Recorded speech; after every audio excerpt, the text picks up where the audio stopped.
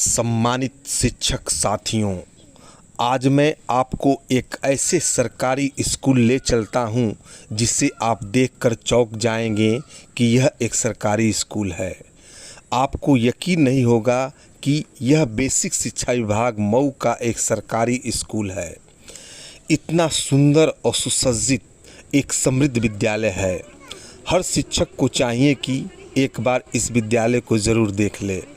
जी हाँ, यह मऊ जनपद में शिक्षा क्षेत्र घोसी में स्थित पूर्व माध्यमिक विद्यालय धरौली है, जो पूरे प्रदेश में सुर्खियों में है।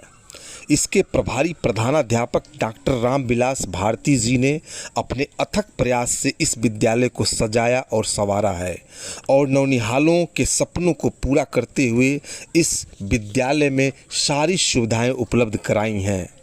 इसे देखकर प्राइवेट स्कूल वाले भी हतप्रभ हैं कि एक सरकारी स्कूल का भौतिक परिवेश इतना सुंदर कैसे हो सकता है। डॉक्टर रामविलास भारती का दृढ़ संकल्प और नौनिहालों के भविष्य को उत्तम बनाने का जुनून इस विद्यालय को प्रदेश के उत्कृष्टतम विद्यालयों में शुमार कर लिया है।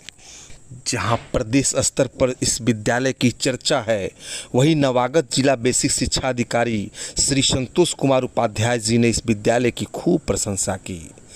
इस विद्यालय में कुल 170 बच्चे पढ़ते हैं, लेकिन शिक्षक केवल 2 ही हैं। यदि इस विद्यालय में पर्याप्त शिक्षक उपलब्ध हो जाएं, तो यह विद्यालय जनपद का सिरमौर विद्यालय बन सकता है। शिक्षक तुझे सलाम चैनल डॉक्टर रामविलास भारती जी और उनके विद्यालय परिवार को सैल्यूट करता है और आप सभी सम्मानित शिक्षकों से निवेदन करता है कि इस चैनल को सब्सक्राइब करें, वीडियो को लाइक और शेयर करें, जिससे प्रोत्साहित होकर आगे भी ऐसे ही शिक्षा मंदिर आपको ले चलूं।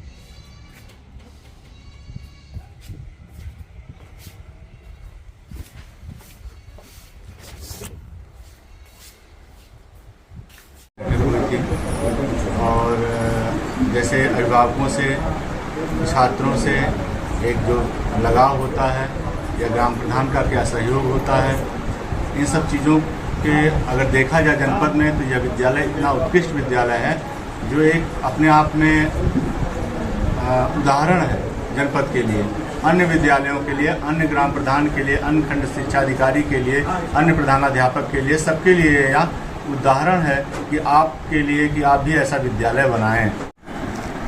उच्च प्राथमिक विद्यालय धरौली, जैसा कि आप घूम के देखे भी होंगे, पूर्णतया काया कल्पित विद्यालय है। और आपको ये बता दें कि ये अभी उत्तर प्रदेश सरकार के द्वारा जो विद्यालय पूरे प्रदेश में दिखाए जाते हैं पूर्णतया काया कल्पित विद्यालयों में, उसमें से 2-3 पिक्चर जो है इस विद्यालय की ही दिखाई जाती है, जिसमें यहाँ का वॉश बेसिन, बाहर का जो पूर्णतया लस ग्रीन कैंपस, ये सब चीज़ उसमें दिखाई जाती है। तो एक तरह से ये विद्यालय जो है अन्य विद्यालयों के लिए, शिक्षा क्षेत्र घोसी के साथ साथ अन्य शिक्षा क्षेत्र के विद्यालयों के लिए एक मॉडल है। साथ ही साथ यहाँ एक चीज़ आपको बताना चाहेंगे कि हम यहाँ विद्यालय में कई कार्यक्रमों में प्रतिभाग किए हैं और यहाँ के अभिभावकों का यहाँ पे काफ़ी सहयोग रहता है। और एक बुलावे पर अन्य किसी विद्यालय में इस तरह से अभिभावक जुड़ते नहीं हैं अध्यापक से, लेकिन यहाँ पर जो अभिभावक हैं वो रामविलास जी के आह्वान पर हर मौके पर यहाँ रहते हैं। वो चाहे वो पीटीएम की बैठक हो, चाहे आज जैसे किसी उच्च अधिकारी के आने पर यहाँ बैठक हो, या स्कूल चलो अभियान की बैठक हो, कोई भी चीज़ें हों, यहाँ के लोगों के द्वारा पूरा सहयोग किया जाता है। और इसीलिए आज आप ये देख रहे हैं कि ये विद्यालय में मतलब बगल में ही एक सेंट नावर्ड कॉन्वेंट स्कूल है। आप जानते हैं कि जो कॉन्वेंट स्कूल हैं वो चुंबक की तरह बच्चों को खींचते भी हैं, लेकिन यहाँ पर इस कैंपस ने अपनी बच्चों से जो छात्र संख्या है यहाँ की लगातार पीछे के 4 सालों में आप देखेंगे तो लगातार उत्कृष्टता की तरफ बढ़ी है। और आज हमको लगता है 150 से ज़्यादा यहाँ पे बच्चे हैं, 170 बच्चे हो चुके हैं। और उम्मीद करते हैं कि आगे ये संख्या जो है वो और भी बढ़ेगी। कुछ टीचर्स की कमी है, हम चाहेंगे, हमारे खंड शिक्षा अधिकारी बगल में बैठे हुए हैं, बलिराम जी और जिला बेसिक शिक्षा अधिकारी जी भी पहली बार यहाँ आए हैं। उन दोनों से उम्मीद करते हैं कि वो इस विद्यालय का सहयोग करेंगे और यहाँ पर टीचर्स की व्यवस्था करेंगे ताकि ये विद्यालय और इसी तरह से प्रगति करता रहे। सर, आपकी प्रथम नियुक्ति कब और कहाँ हुई थी? मेरी नियुक्ति सबसे पहले तो प्राथमिक विद्यालय सरपुपुर शिक्षा क्षेत्र घोसी जनपद में हुई थी। वर्तमान विद्यालय में आपने कब कार्यभार ग्रहण किया? देखिए, सबसे पहले तो मैं यहाँ आया था जब विद्यालय चूँकि शुरुआत हुआ था इस विद्यालय को, और उस समय हम लोग 2004 में यहाँ इस विद्यालय पे आए, प्रमोशन करके आए थे। जब आप इस विद्यालय पर आए उस समय इस विद्यालय की क्या स्थिति थी? उस विद्यालय पे जब इस विद्यालय पे आए तो उस समय स्थिति का मतलब शुरुआत करना था, और आसपास हमारे ढेर सारे कन्वेंट स्कूल हैं। सबसे बड़ी बात तो ये है, और एक चैलेंजेस के बीच हम इस विद्यालय पे कार्यभार ग्रहण किए थे, क्योंकि आसपास के सभी बच्चे ज़्यादातर कन्वेंट स्कूलों में जा रहे थे, और इसलिए हमको इस विद्यालय में एक चैलेंजिंग एक तरह से कह सकते हैं कार्यभार ग्रहण हुआ। और उस चैलेंज को मैंने एक्सेप्ट किया, और हमने छात्र संख्या की शुरुआत की, जो बहुत अच्छी तो नहीं थी शुरुआती दौर में, लेकिन जब हम लोग आए थे, चूँकि हेडमास्टर दूसरे थे, और बाद में बच्चों की संख्या फिर धीरे धीरे जब हम लोगों ने प्रयास किया तो बढ़ने शुरू हुआ। सर, आपका विद्यालय जनपद का उत्कृष्टतम और सुंदर विद्यालयों में से एक है। इसे संवारने में अपने प्रयास और परिश्रम के बारे में बताइए। देखिए, पहली बात कि परिश्रम से कुछ भी किया जा सकता है, और परिश्रम के पहले दृढ़ इच्छा की आवश्यकता होती है। और अगर आपके अंदर दृढ़ इच्छा है तो मुझे लगता है कि किसी भी समस्या का समाधान कर सकते हैं और किसी भी लक्ष्य को प्राप्त कर सकते हैं। मैं टीचर मेरा बनना एक बल्कि संजोग ही नहीं कह सकते, लेकिन एक हमारा एक तरह से मेरा रुचि भी रहा कि मैं एक शिक्षक बन करके बेहतर समाज के लिए, बच्चों के लिए कुछ काम कर सकूं। तो ये विद्यालय को हमने इसलिए शुरुआत की थी कि एक घटना हुई है यहाँ की, मुझे लगता है कि अगर शेयर करना चाहिए कि एक बार हमारे स्कूल में बच्ची आई और वो देर हो गई। मैंने उससे और पता चला क्लास में ऊँग रही थी, सो रही थी। मैंने उससे पूछा तुम सो क्यों रही हो? बच्चे ने जवाब दिया कि सर क्या करें, बारिश हो रही थी रात में और ऊपर से हमारी मड़ई चू रही थी, नीचे से मच्छर काट रहे थे और इसलिए हम और मम्मी कोने में बैठे, उसी बीच में रात बीत गई और मैं सो नहीं पाई थी। मुझे लगा कि ये पूरी एक बच्ची की कहानी नहीं है, पूरे मुझे लगता है एक वंचित समाज की कहानी है। एक ऐसा समाज जहां लोग पैसे के अभाव में अपना शिक्षा नहीं ग्रहण कर पाते। उनकी इच्छा तो है कि हम पढ़ाई कर सकें, पर पैसा नहीं, आर्थिक रूप से वो उस रूप को नहीं देख पा रहे, उनके सपने अधूरे रह जाते। तो मुझे लगता कि उन बच्चों को सपना दिखाना चाहिए और ऐसा सपना दिखाना चाहिए कि उनको ये लगे कि किसी भी कीमत पे, किसी भी हालत में आर्थिक स्थिति उनके लिए कहीं कमजोरी नहीं बन सकती। मुझे लगा कि उन बच्चों को झोपड़ी नहीं बल्कि हम उनको एक शानदार एक ऐसा भवन हम देंगे, एक ऐसी खूबसूरत दुनिया उसे दिखाएंगे जो मुझे लगता है कि सरकारी तंत्रों के लिए एक एग्जाम्पल पेश हो सकता है। तो इसलिए मुझे लगा कि उन बच्चों के लिए वो सारी की सारी सुविधाएं हम उपलब्ध करा सकें जो बच्चे सपना देखते हैं बड़े कन्वेंट स्कूलों में जाने के। तो सारी की सारी सुविधाएं हमने दी और मुझे लगा कि उन बच्चों को घर से ज़्यादा स्कूल में अच्छा लगे, इसलिए सारी की सारी फैसिलिटीज़ दी। आज हमारे पास मुझे लगता है कि जो 19 पैरामीटर के साथ साथ उसके अलावा जितनी भी सारी चीज़ें हैं, मैंने व्यक्तिगत भी प्रयास किया, अन्य लोगों का भी प्रयास था, ग्राम सभा का भी प्रयास था, लेकिन हमने वो शायद सपना दिखाने में सफल रहा हूँ, जिसका एक असर भी देखने लगा है कि आज हमारी छात्र संख्या लगातार गुणात्मक रूप में वृद्धि की है और बच्चे हमारे अन्य शिक्षणेतर और शिक्षक जो हमारी प्रतियोगिताएं हैं उसमें भी सफल हो गए। इतना सुंदर विद्यालय है, ये जनपद का ही नहीं प्रदेश का उत्कृष्टतम विद्यालयों में से एक कहा जा सकता है और सारी सुविधाएं उपलब्ध हैं। ये सुविधाएं आप कैसे जुटा पाए? देखिए, एक तो मैंने बताया कि इच्छा, दृढ़ इच्छा बहुत ज़रूरी है और उसके लिए निश्चित रूप से आपके अंदर समाज की वेदना भी होनी चाहिए।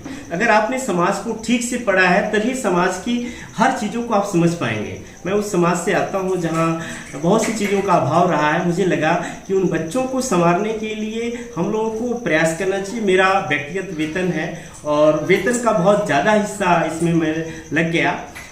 वो इसलिए कि मुझे लगा कि ये मैंने समाज से लिया है, जो कुछ भी मैंने समाज के रूप में नौकरी पाया है तो समाज का भी हिस्सा हमारी नौकरी में आता है। पे बैक टू सोसाइटी, हमने समाज से नौकरी तो लिया लेकिन हमने बदले में पे बैक टू सोसाइटी क्या किया, समाज को हमने वापस क्या दिया। मुझे लगा कि अगर समाज के लिए अगर मैं वेतन का भी हिस्सा अगर लगा सकता हूँ तो मुझे लगाना चाहिए और इसी का एक प्रयास था कि ज़्यादातर मेरा व्यक्तिगत धन लग पाया है और आज जो देख पाए हैं जिसकी वजह से आज दे पाए हैं। मुझे व्यक्तिगत कष्ट भी उठाने पड़े हैं, घर के लिए कष्ट उठाना पड़ा है, समाज और रिश्तेदार भी थोड़े नाराजगी में आ जाते हैं कि पैसा इस विद्यालय के लिए लगा देते हैं।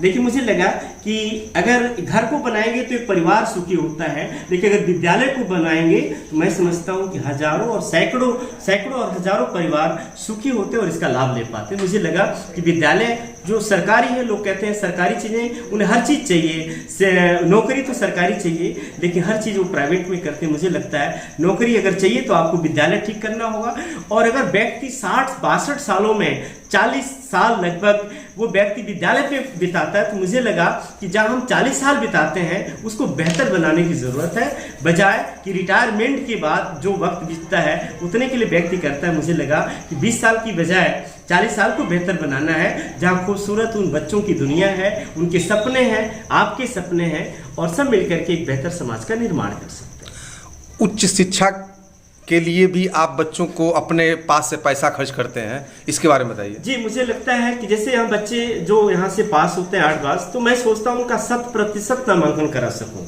और मैं कोशिश करता हूँ कि जो बच्चे किसी भी हालत में नामांकन नहीं करा पाते उनका सारे लगभग मैं श्योर हो जाता हूँ कि सारे बच्चे जो यहाँ से 8 पास करते हैं उनको मैं नामांकित कराता हूँ और जाकर के व्यक्तिगत रूप से मैं उनका नामांकन कराता हूँ। दूसरा, जो बच्चे यहाँ से जो मेधावी रहे हैं, और आर्थिक रूप से कमज़ोर हैं। अभी हम 25 बच्चे ऐसे हैं जिन्हें हम पोस्ट ग्रेजुएशन तक बारकू जगपूर्णी देवी शैक्षिक समृद्ध छात्रवृत्ति देते हैं, ताकि बच्चे हमारे पोस्ट ग्रेजुएशन होते तक हो जाएं, बीच में बच्चों की पढ़ाई न छूटे। इसलिए मेरा प्रयास है और ये छात्रवृत्ति के रूप में उन्हें हम सहयोग देते हैं। बच्चों का भविष्य में उन्हें बना तो नहीं सकते, लेकिन उसके लिए प्रयास कर सकते हैं कि उनका बेहतर भविष्य बन सके और वो रास्ता देख सकें और उसी तरफ आगे बढ़े। कम से कम वो पोस्ट ग्रेजुएट हो जाएंगे ये बच्चे, तो आने वाले समय में दूसरे को भी पोस्ट ग्रेजुएट करेंगे और एक शैक्षिक भारत का निर्माण कर सकते हैं। अपने विद्यालय के बच्चों के कुछ उपलब्धियों के बारे में बताइए। हमारे बच्चे आज की स्थिति में शैक्षणिक रूप से हम आगे तो जा ही रहे, गुणवत्ता में भी हम ठीक जा रहे हैं। सबसे बड़ी बात, क्षेत्र स्तर पे भी हमने लगातार 2 साल से हमने राष्ट्रीय एकांकी में मंडल चैंपियन किया है। आजमगढ़ मंडल को हमने टॉप किया है, हमारे बच्चे टॉप किए हैं और राज्य स्तर में हमने प्रतिभाग किया है। और इसके अलावा भी जो प्रतियोगिता परीक्षाएं हैं लगातार उसमें बच्चे हमारे प्रतिभाग कर रहे हैं और आने वाले समय में हम और भी बेहतर परिणाम देने की स्थिति में है। हम लगातार प्रयासरत हैं। बेसिक शिक्षा विभाग के लिए आप गौरव हैं और शिक्षकों के लिए प्रेरणा स्रोत हैं। आप इस चैनल के माध्यम से शिक्षकों से क्या कहना चाहेंगे? मैं सिर्फ यही कहना चाहूँगा कि टीचर से एक गार्जियंस की बड़ी अपेक्षाएं होती हैं, समाज की बड़ी अपेक्षाएं होती हैं। समाज में शिक्षक को समाज का दर्पण कहा जाता है, तो मुझे दर्पण भी बनने की ज़रूरत है। जरूर जब समाज के लिए काम करते हैं तो व्यक्तिगत कठिनाइयों का अनुभव होता है और अपनी व्यक्तिगत चीज़ें छूट जाती हैं, लेकिन समाज के लिए आप आगे बढ़ जाएंगे। मैं सिर्फ यही कहना चाहूँगा समाज से कि शिक्षक का एक बड़ा दायित्व है। शिक्षक एक कर्मचारी और अधिकारी नहीं है, बल्कि एक अपनी एक अलग कैटेगरी है। शिक्षक समाज को बदल सकता है, समाज को एक दिशा दे सकता है, एक बेहतर नागरिक का निर्माण कर सकता है। मुझे लगता है कि हम शिक्षकों को उस दिशा में अपने शैक्षिक दायित्वों का, एक सामाजिक दायित्वों का, एक राष्ट्रीय दायित्वों का निर्वहन जहाँ भी अवसर मिले उसे लगातार करते रहने की ज़रूरत है। शिक्षक तुझे सलाम में बातचीत करने के लिए आपको बहुत बहुत धन्यवाद। Thank you.